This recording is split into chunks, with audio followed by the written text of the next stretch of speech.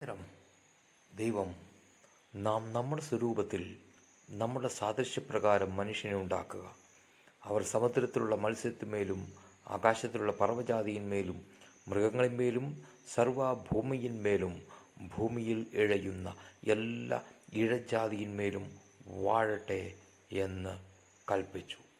ഉൽപ്പത്തി പുസ്തകം 1-ാം അധ്യായം 26-ാം വാക്യം.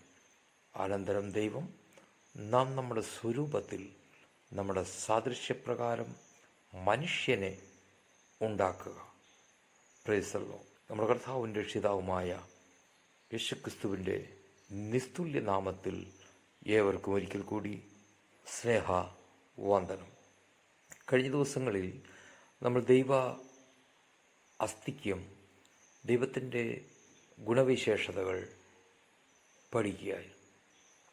ഇനി നമുക്ക് നമ്മളെക്കുറിച്ച് അഥവാ മനുഷ്യൻ എന്നതിനെക്കുറിച്ച് ഒന്ന് ചിന്തിക്കാം. കഴിഞ്ഞ ദിവസം ഞാനൊരു ദേവദാസൻ്റെ സന്ദേശം കേൾക്കാൻ ഇടയായിത്തീർന്നു. അതിൽ അദ്ദേഹം ചോദിക്കുന്നൊരു ചോദ്യമുണ്ട്, ആരാണ് നീ? അതിൽ പലർക്കും പല മറുപടികളുണ്ട്. ചിലരുടെ പ്രൊഫഷനുകളിലെ കൂടി പറഞ്ഞേക്കാം, ഞാൻ കളക്ടറാണ്, ഞാൻ എൻജിനീയറാണ്, ഞാൻ ഡോക്ടറാണ് എന്നൊക്കെ പറഞ്ഞേക്കാം. അതല്ല, ആരാണ് നീ എന്ന് ചോദിക്കുമ്പോൾ ചിലപ്പോൾ ചിലർ പറയും, ഞാൻ ഇന്ന വീട്ടിലെ ഇന്നയാളുടെ മകനാണ്, ഞാൻ ഇന്നയാളുടെ കൊച്ചുമകനാണ് എന്നൊക്കെ പറഞ്ഞ അഭിമാനം കൊണ്ടേക്കാം. പക്ഷേ അതുമല്ല ചോദ്യം, ആരാണ് നീ എന്ന്. ആ ചോദ്യത്തിൻ്റെ ഉത്തരം അവസാനം ചെന്നെത്തുന്നത് ഞാനൊരു മനുഷ്യൻ എന്നതിൽ ആയിരിക്കും. ഹല്ലേലൂയ. മനുഷ്യൻ,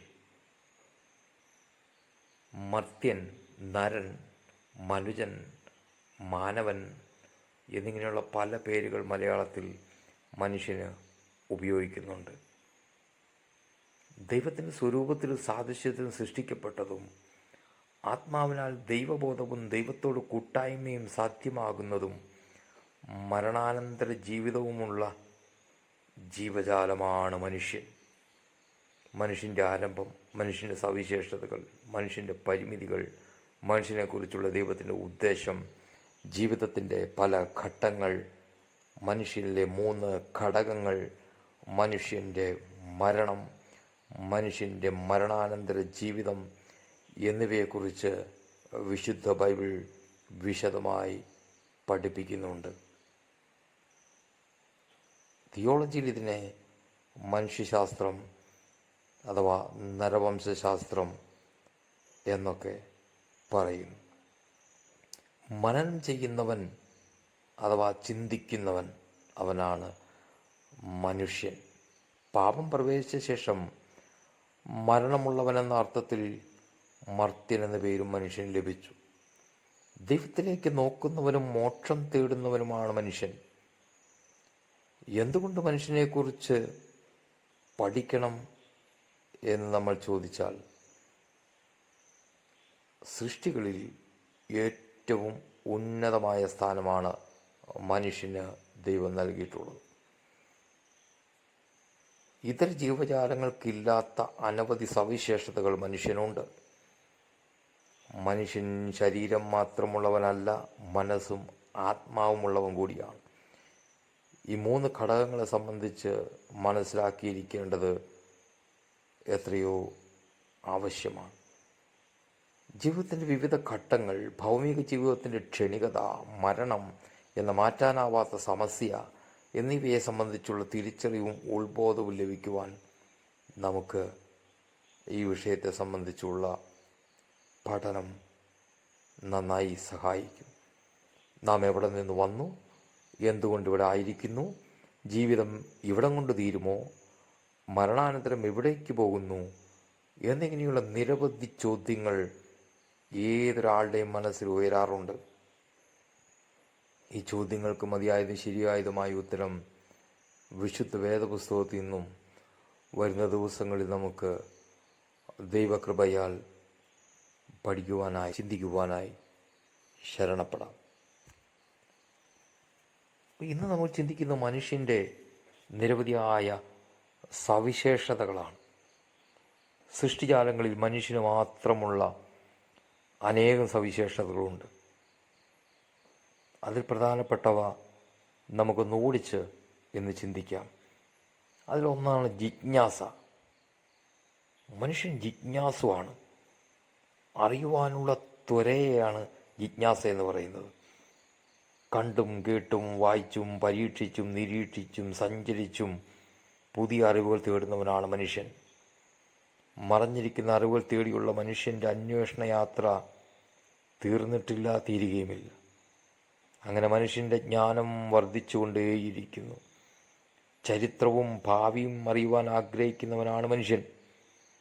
താൻ പാർക്കുന്ന ഭൂമിയിലെ മാത്രമല്ല, ആകാശത്തിലെയും ഇതര ഗ്രഹങ്ങളിലെയും പ്രപഞ്ചത്തിലെയും അറിവുകൾ തേടുന്നവനാണ് മനുഷ്യൻ. അങ്ങനെ കോടിക്കണക്കിന് അറിവുകൾ നേടിയിട്ടും ഇനിയും അറിയുവാനുള്ള സത്യങ്ങളും രഹസ്യങ്ങളും ഇതിലും എത്രയോ അധികം മടങ്ങാണ്. സകല അറിവുകളുടെയും രഹസ്യങ്ങളുടെയും സത്യങ്ങളുടെയും പിന്നിലുള്ള ദൈവം എത്ര ശ്രേഷ്ഠനാണ്, എത്ര മഹാനാണ്. ദൈവം എത്ര അത്ഭുതവാനാണ്. നന്ദിയോടെ കർത്താവിന് സ്തോത്രം ചെയ്യാം. മനുഷ്യൻ്റെ ജിജ്ഞാസ, അറിയുവാനുള്ള ആഗ്രഹം, അത് വേറെ ഒരു ജീവജാലത്തിനും. 2, കാരണം തേടുന്നവനാണ് മനുഷ്യൻ. എന്തുകൊണ്ട്, എങ്ങനെ എന്നിങ്ങനെയുള്ള ചോദ്യങ്ങളിലൂടെ കാര്യങ്ങളുടെ കാരണങ്ങൾ അന്വേഷിക്കുന്ന മനുഷ്യൻ്റെ സവിശേഷതയാണ്, അഥവാ യുക്തിയുള്ളവനാണ് മനുഷ്യൻ. അടുത്ത മനുഷ്യൻ്റെ പ്രത്യേകതയാണ് നിർമ്മാണ പാടവം. നിർമ്മാണ പാടവം സൃഷ്ടിജാലങ്ങളിൽ മനുഷ്യന് മാത്രമുള്ളതാണ്. മൃഗങ്ങൾക്കും പക്ഷികൾക്കും അത് ജന്മവാസനയായിട്ടുണ്ട്. എന്നാൽ 5000 വർഷങ്ങൾക്ക് മുമ്പ് കാക്കയും കുരുവിയും മരം കുത്തിയും കൂടുണ്ടാക്കുന്നത് പോലെ തന്നെയൊക്കെ ഇന്നും കൂടുണ്ടാക്കുന്നുള്ളൂ. ചിലപ്പോൾ അത്യാവശ്യം കുറച്ച് പ്ലാസ്റ്റിക്കുകളോ അങ്ങനെയുള്ള എന്തെങ്കിലും പുതിയ സാധനങ്ങളൊക്കെ കൊണ്ടുവയ്ക്കുമായിരിക്കും. പക്ഷേ കൂട് അന്നും ഇന്നുമൊക്കെ ഒരേപോലെ തന്നെയാണ്. എന്നാൽ മനുഷ്യൻ വ്യത്യസ്തനാണ്. കെട്ടിടങ്ങൾ, സാധനങ്ങൾ, അനുദിന ഉപയോഗത്തിനുള്ള വസ്തുക്കൾ, വാർത്താവിനിമയ ഉപകരണങ്ങൾ, കരയിലും വെള്ളത്തിലും ആകാശത്തിലും സഞ്ചരിക്കുവാനുള്ള വാഹനങ്ങൾ, സുരക്ഷിതത്തിനുള്ള ഉപകരണങ്ങൾ, യുദ്ധായുധങ്ങൾ, ചികിത്സാ ഉപകരണങ്ങൾ, പഠനോപകരണങ്ങൾ എന്നിങ്ങനെ എല്ലാ മേഖലകളിലും മനുഷ്യൻ അനന്തമായ സാധന സാമഗ്രികൾ നിർമ്മിച്ചുകൊണ്ടേയിരിക്കുകയാണ്. ഞങ്ങളുടെയൊക്കെ ചെറുപ്പത്തിൽ പുരമേഞ്ഞുകൊണ്ടിരുന്നത് പുല്ല് ഉപയോഗിച്ചും ഓല ഉപയോഗിച്ചും ഈറ്റയുടെ ഇല ഒക്കെ ഉപയോഗിച്ചൊക്കെയായിരുന്നു. എന്നാൽ ഇന്ന് എത്രയോ ആധുനികമായ സംവിധാനങ്ങൾ, നിർമ്മാണ സാമഗ്രികളൊക്കെ ഉപയോഗിച്ചാണ് മനുഷ്യൻ വീട് നിർമ്മിക്കുന്നതും അവരുടെ എല്ലാ മേഖലകളിലും, നിർമ്മാണ മേഖലകളിലെല്ലാം വിവിധങ്ങളായ അനുദിനം പുതിയ പുതിയ പുതിയ കണ്ടുപിടുത്തങ്ങൾ വന്നുകൊണ്ടിരിക്കുകയാണ്. മനുഷ്യനുള്ള അടുത്ത വിശേഷതയാണ് സൗന്ദര്യാസ്വാദനം. പ്രകൃതിയുടെ, മൃഗജാലങ്ങളുടെ, സസ്യജാലങ്ങളുടെ, ഭൂമിയുടെ, ആകാശത്തിൻ്റെ, സൂര്യ ചന്ദ്ര നക്ഷത്രങ്ങളുടെ, ചിത്രങ്ങളുടെ, കെട്ടിടങ്ങളുടെ, അങ്ങനെ സൗന്ദര്യാസ്വാദന ശേഷി മനുഷ്യന് മാത്രമാണ്. എല്ലാത്തിൻ്റെയും സൗന്ദര്യം മനുഷ്യൻ അടുത്തതായി മനുഷ്യനുള്ള പ്രത്യേകതയാണ് സാഹിത്യവാസന. സാഹിത്യ കലാസൃഷ്ടികളും അതിൻ്റെ ആസ്വാദനവുമൊക്കെ മനുഷ്യന് മാത്രം ഉള്ളതാണ്. അറിയാം, നാണമുള്ളതും വസ്ത്രം ധരിക്കുന്നതും മനുഷ്യൻ മാത്രമാണ്. ആദാമും ഹവ്വയും പാപം ചെയ്തപ്പോൾ അവർക്ക് നാണം തോന്നുകയും അത്തിയില കൊണ്ട് വസ്ത്രമുണ്ടാക്കി അവർ ഉടുക്കുകയും ചെയ്തു. ദൈവം അവരെ അന്വേഷിച്ചു വന്നപ്പോൾ അവർക്ക് മൃഗത്തോല് കൊണ്ട് വസ്ത്രമുണ്ടാക്കി ഉടുപ്പിച്ചു. പാപിയായ മനുഷ്യൻ്റെ ശരീരത്തിൽ അണിയുവാൻ ദൈവമാകെ നൽകിയത് വസ്ത്രം മാത്രമാണ്. നാണം അകറ്റുവാനും ശരീര സംരക്ഷണത്തിനുമാണ് വസ്ത്രം. ചിന്താശേഷി മനുഷ്യന് മാത്രമാണ് ഉള്ളത്. ബോധമനസ്സിലും ഉപബോധമനസ്സിലും അബോധമനസ്സിലും ചിന്തകളും വിചാരങ്ങളുമുള്ളവനാണ് മനുഷ്യൻ. അടുത്തതായുള്ള പ്രത്യേകതയാണ് തീരുമാനം. തീരുമാനമെടുക്കുന്നതും മനുഷ്യൻ്റെ മാത്രം പ്രത്യേകതയാണ്. ചിന്തിച്ചും പെട്ടെന്നുമൊക്കെ തീരുമാനമെടുക്കുന്നവരും എടുക്കേണ്ടിയവരുമാണ് നാം. തീരുമാനങ്ങളും തിരഞ്ഞെടുപ്പുകളുമാണ് നമ്മുടെ ജയപരാജയങ്ങളെ നിർണയിക്കുന്നതെന്ന് നമുക്ക് അറിയാം. കൃത്യമായ സമയത്ത് ഉചിതമായ രീതിയിൽ വേഗതയിൽ തീരുമാനമെടുക്കുക എന്നതിനൊക്കെ വലിയ ദൈവകൃപ നമുക്ക് ആവശ്യമാണ്. അടുത്തതാണ് ആഗ്രഹങ്ങൾ. എല്ലാ ജീവജാലങ്ങൾക്കും പല ആഗ്രഹങ്ങളുണ്ടാകും. എന്നാൽ വ്യത്യസ്ത മേഖലകളിൽ ആഗ്രഹങ്ങളുള്ളവനാണ് മനുഷ്യൻ. ഉയരുവാൻ, നേടുവാൻ, ആരോഗ്യമുള്ളവനാകുവാൻ, അങ്ങനെയുള്ള ആഗ്രഹങ്ങൾ ഓരോരുത്തരും നിറഞ്ഞു നിൽക്കുകയാണ്. മനുഷ്യന് മാത്രമുള്ള മറ്റൊരു പ്രത്യേകതയാണ് ഭാവനകൾ. പ്രതീക്ഷകൾ മനതാരിൽ ഭാവനകളായി കാണുക, പകൽക്കിനാവ് കാണുക, ഇതൊക്കെ മനുഷ്യന് മാത്രമുള്ള പ്രത്യേകതയാണ് എന്ന് നമുക്കറിയാം. അടുത്തതാണ് മനുഷ്യൻ്റെ ഓർമ്മശക്തി. സംഭവിച്ചതും കേട്ടതും കണ്ടതും അതെല്ലാം ഓർമ്മയിൽ സൂക്ഷിക്കാൻ കഴിവുള്ളവനാണ് മനുഷ്യൻ. സൃഷ്ടിജാലങ്ങളിൽ ഏറ്റവും അധികം ഓർമ്മശക്തിയുള്ളത് മനുഷ്യനാണ്. മറ്റുള്ള ജീവികൾക്കും ചില കാര്യങ്ങളൊക്കെ ഓർമ്മയിലിരുന്നേക്കാം. എന്നാൽ എണ്ണമറ്റ കാര്യങ്ങൾ മായ്ക്കുവാൻ കഴിയാത്ത നിലയിൽ നമ്മുടെ തലച്ചോറിൽ പതിയുകയും ചിലത് കാലക്രമേണ സ്ഥിരമായിട്ട് മറന്നു പോവുകയും വേറെ ചിലത് വേണമെങ്കിൽ ഓർമ്മിച്ചെടുക്കാവുന്നതും മറ്റു ചിലത് എപ്പോഴും ഓർമ്മയിൽ നിലനിൽക്കുന്നതുമാണ്. അങ്ങനെയുള്ള വലിയൊരു പ്രത്യേകത മനുഷ്യരെന്ന നിലയിൽ നമുക്കുണ്ട്. ദൈവം എത്രയോ മനോഹരമായാണ് നമ്മളെ സൃഷ്ടിച്ചിരിക്കുന്നത്. അടുത്ത മനുഷ്യൻ്റെ പ്രത്യേകതയാണ് സംഗീതം സൃഷ്ടിക്കുവാനും ആസ്വദിക്കുവാനുമുള്ള കഴിവ്. ചില ജീവജാലങ്ങളൊക്കെ അവരുടേതായ രീതിയിൽ സംഗീതം, ചില ശബ്ദങ്ങളൊക്കെ ഉണ്ടാക്കുന്നതൊക്കെ നമുക്ക് അറിയാൻ കഴിയും. പക്ഷെ മനുഷ്യൻ സംഗീതം സൃഷ്ടിക്കുവാനും ആസ്വദിക്കുവാനുമുള്ള മനുഷ്യൻ്റെ കഴിവ് അപാരമാണ്. ദൈവമാണ് സംഗീതത്തിൻ്റെ സൃഷ്ടിതാവ്. ദൈവം ആ കഴിവ് ദൂതന്മാർക്കും മനുഷ്യർക്കും നൽകി.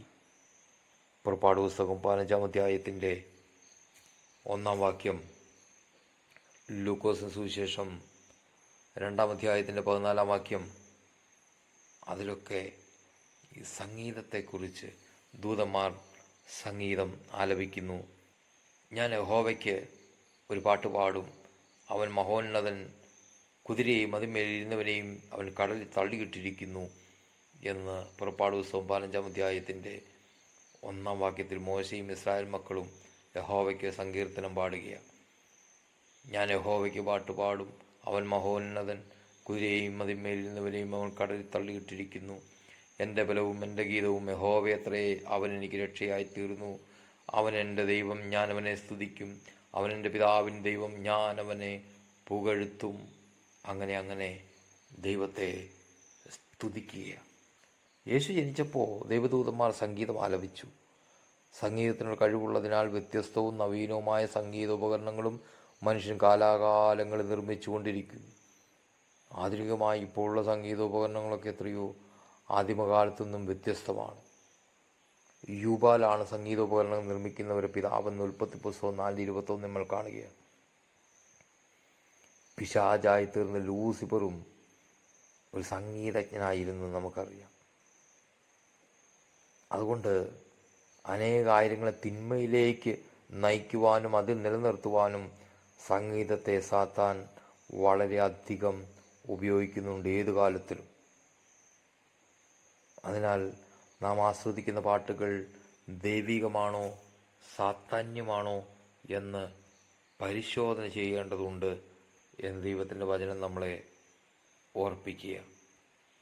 യെശയ്യാപ്രവാചകന്റെ പുസ്തകം 14-ാം അധ്യായത്തിൻ്റെ 11-ാം വാക്യത്തിൽ ലൂസിഫറിനെ കുറിച്ച് പറയുക, നിന്റെ ആഡംബരവും വാദ്യഘോഷവും പാതാളത്തിലേക്ക് ഇറങ്ങിപ്പോയി, നിന്റെ കീഴെ പുഴുക്കളെ വിരിച്ചിരിക്കുന്നു, കൃമികൾ നിനക്ക് പുതപ്പായിരിക്കുന്നു. അരുണോദയപുത്രനായ ശുക്ര, നീ എങ്ങനെ ആകാശത്തുനിന്ന് വീണു?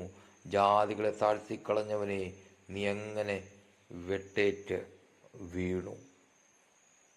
അപ്പോൾ ദൈവസന്നിധിയിൽ ആരാധിച്ചു കൊണ്ടിരുന്ന ലൂസിഫർ തൻ്റെ അഹങ്കാരം മൂലം ദൈവസന്നിധിയിൽ നിന്നും താഴ്ത്തപ്പെട്ടു പോയി എന്ന് നമ്മൾ കാണുകയാണ്. ആ താഴ്ത്തപ്പെട്ടു പോയ പിശാച് സംഗീതത്തെ ഇന്നും തലമുറകളെ തെറ്റിക്കുവാനായി ഉപയോഗിക്കുന്നു. അതുകൊണ്ട് സംഗീതത്തെ നമ്മൾ വളരെ ശ്രദ്ധിക്കണമെന്ന് ദൈവാത്മാവ് നമ്മളെ ഉത്ബോധിപ്പിക്കുക.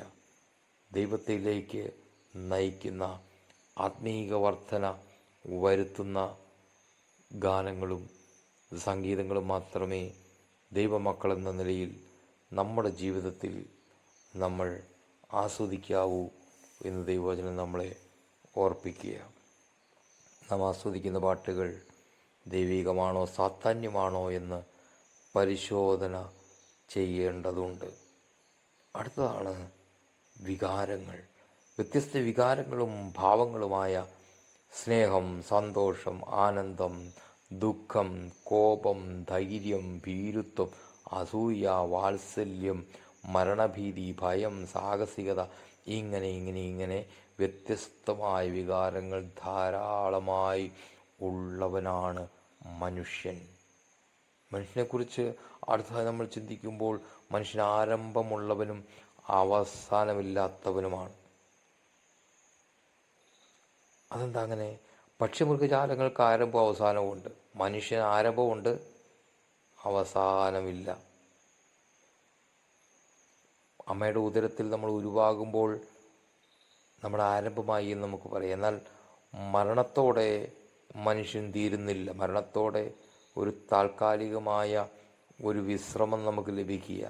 നമ്മുടെ ഈ പഴയ ശരീരം മണ്ണിൽ ഉപേക്ഷിച്ചിട്ട് പുതിയൊരു ശരീരത്തോടെ നമ്മൾ ഉയർത്തെഴുന്നേറ്റ് ദൈവസന്നിധിയിലേക്ക് കടന്നു പോകും. ദൈവത്തിൽ വിശ്വസിച്ച്, യേശുക്രിസ്തുവിൽ വിശ്വസിച്ച്, യേശുക്രിസ്തുവിനെ സ്വന്തം രക്ഷിതാവും കർത്താവുമായിട്ട് സ്വീകരിച്ചവർ നിത്യതയിൽ കർത്താവിനോടൊപ്പവും, സുവിശേഷം കേട്ടിട്ടും യേശുവിനെ തള്ളിപ്പറയുന്നവർ നിത്യദണ്ഡനത്തിലേക്കും പോകുമെന്ന് ദൈവത്തിൻ്റെ വചനം പറയുകയാണ്. അതുകൊണ്ട് മരണത്തോടെ എല്ലാം അവസാനിക്കുന്നില്ല. മരണത്തോടെ ഒരു താൽക്കാലികമായി ഈ ഭൂമിയിലുള്ള ഒരു ശരീരം നമ്മൾ ഉപേക്ഷിക്കുന്നത് മാത്രമേ ഉള്ളൂ.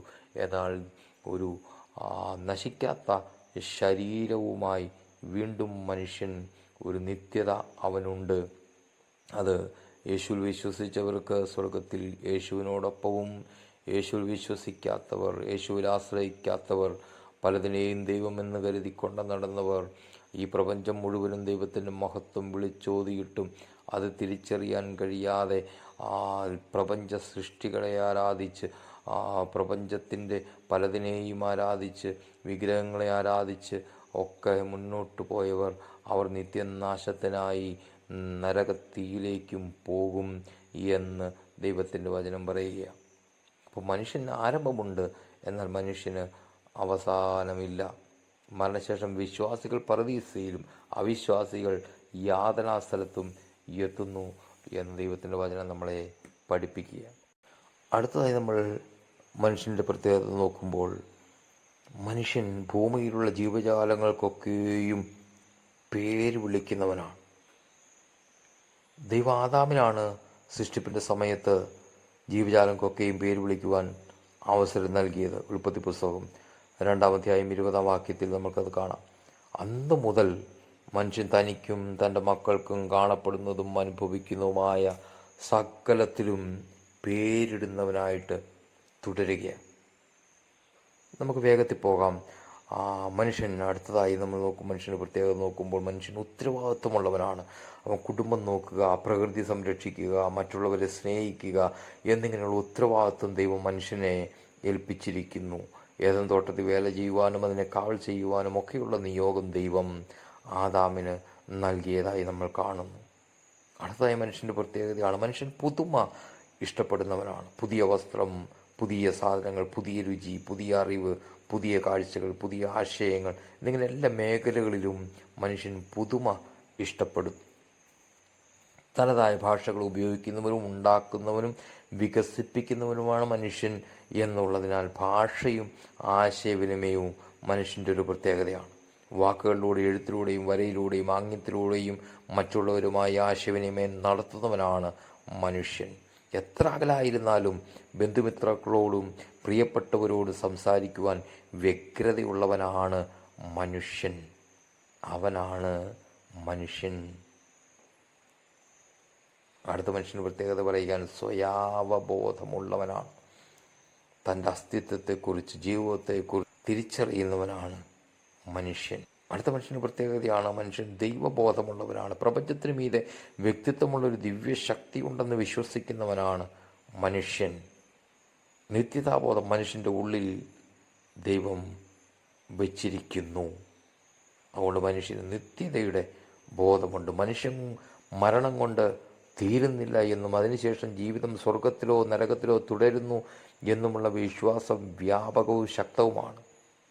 ബോധപൂർവം നിഷേധിക്കുന്നവരിൽ നിന്ന് മാത്രമേ അത് മാറി നിൽക്കുന്നുള്ളൂ. അടുത്ത മനുഷ്യൻ്റെ പ്രത്യേകതയാണ് അവൻ ഉയരുവാൻ വാഞ്ചയുള്ളവനാണ്. എല്ലാ മേഖലകളിലും ഉയരുവാൻ, വികസനം പ്രാപിക്കുവാൻ, അടുത്ത പടി ചവിട്ടിക്കയറുവാൻ ആഗ്രഹിക്കുന്നവനാണ് മനുഷ്യൻ. അടുത്ത മനുഷ്യൻ്റെ പ്രത്യേകതയാണ് മനുഷ്യൻ കൂട്ടാഗ്രഹിക്കുന്നവനാണ്. ചെല്ലുന്നിടത്തല്ല സുഹൃത്തുക്കളെ കണ്ടെത്തുന്നവനും സുഹൃത്ത് ബന്ധം സൃഷ്ടിക്കുന്നവനുമാണ് മനുഷ്യൻ. ഏകാന്തതയിൽ തുടർമാനമായിട്ട് ജീവിക്കുവാൻ ഇഷ്ടപ്പെടാത്തവനാണ് മനുഷ്യൻ. അപൂർവം ചിലരങ്ങനെ ഇഷ്ടപ്പെട്ടേക്കാം. അവരുടെ മാനസിക നില തകരാറിലാണ് എന്ന് നമുക്ക് പറയേണ്ടി വരും. അടുത്ത മനുഷ്യൻ്റെ പ്രത്യേകതയാണ് മനുഷ്യൻ സഞ്ചരിച്ചു കൊണ്ടേയിരിക്കുന്നവനാണ്. മനുഷ്യന് യാത്രകളും സഞ്ചാരങ്ങളുമൊക്കെ വലിയ ഇഷ്ടമാണ്. അതിലൂടെ ലഭിക്കുന്ന അറിവുകളും അനുഭവങ്ങളും പുതുമകളും മാനസിക സന്തോഷങ്ങളുമൊക്കെ ഉൾക്കൊള്ളുവാൻ മിക്കവരും ആഗ്രഹിക്കുന്നുണ്ട്. അടുത്ത മനുഷ്യൻ്റെ പ്രത്യേകത മനുഷ്യൻ സ്വാതന്ത്ര്യം ഇഷ്ടപ്പെടുന്നവനാണ്. എപ്പോഴും സ്വാതന്ത്ര്യം കുതിച്ചുകൊണ്ടിരിക്കുന്നവനാണ്. അനാവശ്യമായ അടിമത്തത്തെ വെറുക്കുകയും നുഖങ്ങളെ മാറ്റുകയും ചെയ്യുന്നവനാണ് മനുഷ്യൻ. മതിയായ സ്വാതന്ത്ര്യം ഇഷ്ടപ്പെടുന്നവരാണ് എല്ലാ വ്യക്തികളും. സകലത്തെയും അടക്കി ഭരിക്കുവാൻ ദൈവം മനുഷ്യന് നിയോഗം നൽകി.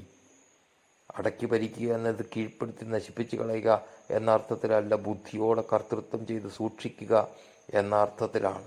അർത്ഥത്തിൽ വരുമ്പോൾ സൃഷ്ടിജാലങ്ങളുടെ രാജാവാണ് മനുഷ്യനെന്ന് നമുക്ക് കാണാം. മൃഗങ്ങളെ ഇണക്കുവാനും മെരുക്കുവാനും മനുഷ്യന് കഴിയുന്നത് കൊണ്ടാണ്.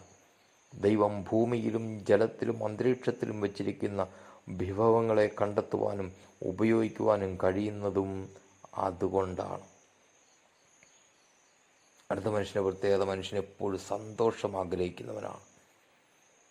സന്തോഷവും ആനന്ദവും ആഗ്രഹിക്കുന്നവനാണ് മനുഷ്യൻ. വേദനകളെ മറക്കുവാനും ദുഃഖങ്ങൾ വരാതിരിക്കുവാനും ആഗ്രഹിക്കുന്നവനാണ് മനുഷ്യൻ.